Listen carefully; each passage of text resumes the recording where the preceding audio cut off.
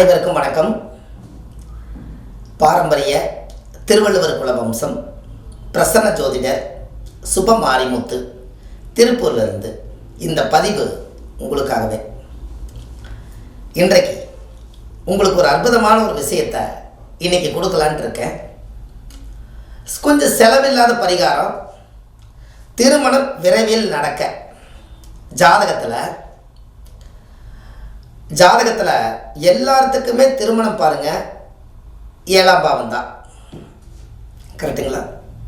ஒரு லக்னத்தில் இருந்து 7ஆம் பாவம் எந்த பாவமோ அந்த இடத்துல பாவ கிரகங்கள் சுப கிரகங்கள் அதை பார்க்குதா என்ன பண்ணுதுங்கிறத நம்ம தெரிஞ்சு தான் ஒரு வாழ்க்கையில் ஏதோ ஒரு கோவிலுக்கு நம்ம போய் பூஜை பண்ணி சாமி கும்பிட்டு வாழ்க்கையை அமைச்சுக்கிறதுக்கு முயற்சி பண்ணுறோம். இப்போ அந்த காலகட்டங்களில் இன்றைக்கி நான் உங்களுக்கு ஒரு அற்புதமான ஒரு எளிய பரிகாரத்தை சிம்பிளாக உங்களுக்கு கொடுக்க போகிறேன். ஒரு டைரியோ நோட்டோ இருந்தால் எழுதி வச்சுக்கோங்க. இதெல்லாம் நிறைய விஷயங்கள் உங்கள் வாழ்க்கையில் நிறைய விஷயங்களை நீங்கள் நிறையா கேள்வி நிறைய மைண்டுக்குள்ளே வச்சுக்கிறனால டக்குன்னு அது வராது. அதனால் எழுதி வச்சுட்டிங்கன்னா பதிவாக இருக்கு. அதற்கு ஒரு அற்புதமான ஒரு விஷயத்தை இன்றைக்கி நான் உங்களுக்கு தெளிவாக உங்களுக்கு கொடுக்க போகிறேன். சரி, கல்யாணம் உங்களுக்கு ரொம்ப தடையாக இருக்குது அப்படின்னா நீங்கள் ரொம்ப இதை முக்கியமாக மனசார நீங்கள் செய்யணும்.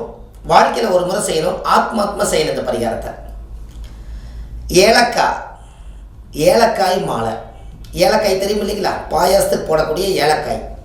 இந்த ஏலக்காய் மாலையை நல்ல தண்ணியில் கொஞ்சம் லைட்டாக ஊற வச்சு ஊசியில் அழகாக மாலை மாதிரி கோர்த்து அதை நல்லா தண்ணி தொளித்து உங்களுடைய குலதெய்வம் கோயிலில் போய், ஆண்டவனே, முன்னோர்கள் கட்டி வச்ச குலதெய்வமே, எங்கள் முன்னோர்கள் வழியில் வந்த எங்களுக்கு திருமண தடை அதிகமாக இருப்பதனால சீக்கிரமாகவே எனக்கு திருமணம் நல்ல விதமாக நடக்கணும், நல்ல வாழ்க்கை அமையணும், பாவங்கள் செய்யாத குடும்பத்திலேருந்து எனக்கு வாழ்க்கை அமையணும், அழகுள்ள, அறிவுள்ள, புத்தியுள்ள, ஞானமுள்ள, பாவங்கள் செய்யாத குடும்பத்தில் இருந்து ஒரு நல்ல ஒரு தைரியம் வீரியமான ஒரு வாழ்க்கை எனக்கு சேரணும்னு சொல்லி மாலையை பிரார்த்தனை பண்ணி உங்கள் குலதெய்வத்துக்கு கொண்டுட்டு போய் அந்த ஏலக்காய் மாலையை கொண்டு போய் சாத்துங்க. அதுக்கு தேங்காய் பழம், வெத்தலைப்பாக்கு, எலுமிச்சம்பழம் எல்லாம் முறைப்படி வச்சு ஒரு சக்கரை பொங்கல் வச்சு சாமிக்கு ஒரு மாலை சாத்தி இந்த ஏலக்காய் மாலை போட்டு அன்றைக்கி அலங்காரமாக பார்த்து உங்களுக்கு பேரில் ஒரு அர்ச்சனை பண்ணி உங்கள் ஜனன ஜாதகம் பிறந்த ஜாதகத்தை எழுதியிருப்பீங்க இல்லையா, அதை போல் ஜெராக்ஸை கொண்டு போய் அந்த சாமியோட பாதத்தில் வச்சு நல்ல மனசார உங்கள் தாத்தா முப்பாட்டன் கொள்ளுப்பாட்டன் எல்லாத்தையும் வேண்டி இந்த முன்னோர்களை வேண்டி எனக்கு நல்ல விதமாக வாழ்க்கை அமையோன்னு நீங்கள் வேண்டிக்கிங்க. கல்யாணம் 7 வாரத்தில் நடக்கும். இல்லை ரொம்ப தூரமாக இருக்குதுங்கன்னா 7 மாதத்தில் நடக்கும். ஏன் அப்படி? ஏலக்கா பேரே ஏலக்கா, 7ஆம் பாவத்தை தானே நீங்கள் சொல்கிறீங்க. அப்போ ஏலக்கா அப்படிங்கிறது தான் 7ஆம் பாவம். ஏன் ஏலக்கான்னு வந்துச்சு உங்களுக்கு புரியுதா? அப்போ உங்கள் வாழ்க்கையில் அந்த 7ஆம் இடம் என்பது ஏலக்காயை இன்றைக்கி பாருங்கள் எல்லா இடத்துலையுமே மாலையாக கோர்த்து இந்த உலகத்தில் இப்போ நிறைய சமர்ப்பணம் பண்ணும்போது அந்த சுவாமிக்கு நறுமணம் நல்லா தேவையா. அப்போ யார் அந்த ஏலக்காய் மாலை போடுறீங்களோ, ஏலக்காயை நீங்கள் ஒரே ஒரு காயை நல்லா அம்மியில் நசுக்கி 1 டன்னு தண்ணியில் கலந்து வீடு பூரா தெளிச்சு விடுங்க. 3 நாளைக்கு வாசம் இருக்கும். அப்போ ஏற்பட்ட ஏலக்காயை நீங்கள் ஒரு 108 ஒரு 208 ஒரு 1008 மாலையாக கோர்த்து நீங்கள் உங்கள் சக்திக்கு தகுந்த மாதிரி கோர்த்து சாமிக்கு நீங்கள் மாலையாக சாத்தும் போது அந்த மனம் அந்த மூக்கு கட்ட போகும்போது யார் எனக்காக இந்த ஏலக்காய் நறுமணத்தை கொடுத்தாங்களோ அவங்க வாழ்க்கை திருமணம் அமையன்னு சொல்லி நறுமணம் ப்ளஸ் திருமணம் உங்களுக்கு நடந்தே தீரும். கண்டிப்பாக இதை செய்வீங்களா? சின்ன பரிகாரம் தான். அது உங்கள் குலதெய்வம் தான், உங்கள் தாய் வீடுக்கு தான் செய்கிறீங்க, உங்கள் தாத்தா கட்டி வச்ச குலதெய்வம் தான், உங்கள் முன்னோர்கள் கட்டி வச்ச குலதெய்வம் தான். இதை செய்வீங்களா? நான் நிறைய பேர்த்துக்கு ஏலக்காய் மாலை சொல்லுவேன். ஏலக்காய் மாலை போட்டு வந்தாலே உங்களுக்கு நிச்சயதார்த்தமாயிரும். உடனே எனக்கு பத்திரிக்கை கொண்டு வருவாங்க. நான் தான் போக முடியாது, ஆனால் அவங்களுக்கு சந்தோஷம் நான் இங்கிருந்தே வாழ்த்துவேன். இதுக்கு காரணம் சிம்பிளாக ஒரு ஏலக்காய் மாலையில் சரியாக போய். ஜாதகத்தில் எத்தனையோ தோஷங்கள் இருக்கலாம். ஆனால் குலதெய்வத்தை வணங்காமல் கோயிந்தா கோயிந்தா என்று பல தெய்வத்தை வணங்கினாலும் பலனொன்றும் இல்லைன்னு அந்த காலத்தில் முன்னோர்கள் சொல்லி வச்சுக்கிறாங்க. ஊரே சுற்றி எல்லா தெய்வத்தை கும்பிட்டையா, உன் குலதெய்வத்தை கும்பிட்டையா? உன் குலதெய்வத்து கோயிலுக்கு போனையா? உன் குலதெய்வத்து கோயிலில் போய் உன் மண்ணை மிதிச்சியா? உன்னோட தாய் வீடுன்னு ஊராக சொன்னையே, உன் குலதெய்வம் கோயில் போய் ஒரு நாளாக தாய் வீட்டில் போய் ஒரு பௌர்ணமி அன்னைக்கு தங்கியிருக்கிறியா? இப்படியெல்லாம் இருக்குது. உங்களுக்கு குலதெய்வம் அதிகமாக வீட்டுக்கு வரணும்னா போய் ஒரு நிமிஷத்தில் சாமி குலதெய்வமே இந்த வெத்தலை வாக்கு வச்சுட்டா மாலை போட்டுட்டேன் என்ற வீட்டுக்கு நீ சீக்கிரம் வரனால வராது. போய் குலதெய்வம் கோயிலில் போய் பௌர்ணமி அன்னைக்கு நல்லா தங்கி இதுதான் என்னோடய தாயோட வீடுன்னு நினச்சி அந்த மண்ணில் ஒரு நைட்டாவது அந்த குலதெய்வம் கோயிலில் தங்குனா தான் நம்ம வீட்டில் குலதெய்வம் தங்கும். அது தங்கும், இங்கே தங்கும். நீங்கள் தங்கணும், அங்கே தங்கணும். இது நீங்கள் கண்டிப்பாக உங்கள் வாழ்க்கையில் நீங்கள் செய்யலை. ஏலக்காய்க்கு அவ்வளோ ஒரு பவர் இருக்குது பாருங்கள். இருக்கிறதுலே ரொம்ப காஸ்ட்லியாக பாயாசம் சாப்பிடும்போது பாருங்கள் அவ்வளோ ஒரு அறுசுவையான ஒரு மூலிகையாக இருக்குதா இல்லையா? இன்னொரு விஷயம் உங்களை சொல்லட்டுமா? நீங்கள் கேட்குற மாதிரி தான் நான் சொல்கிறேன், இல்லைனாலும் நான் சொல்லத்தான் போகிறேன், இருந்தாலும் கூட சொல்லிடுறேன். அதாவது ஒரு பொண்ணு பார்க்க போகிறீங்க, மாப்பிள்ளை இல்லை மாப்பிள்ளை பொண்ணு பார்க்க போகிறாரு, இல்லை பொண்ணு மாப்பிள்ளை பார்க்க போகுது. ஒரு 7 ஏலக்காய் எடுத்து சோப்பில் போட்டு போங்க. அது 7ஆம் பாவத்தை இயக்குறீங்களா, கல்யாணம் சிறப்பாக நடக்கும். நறுமணமாக இருப்பது திருமணமாக மாறிடும். நறுமணம் ப்ளஸ் திருமணம், இதெல்லாம் உங்கள் வாழ்க்கையில் தேட கிடைக்காத பொக்கிஷம்.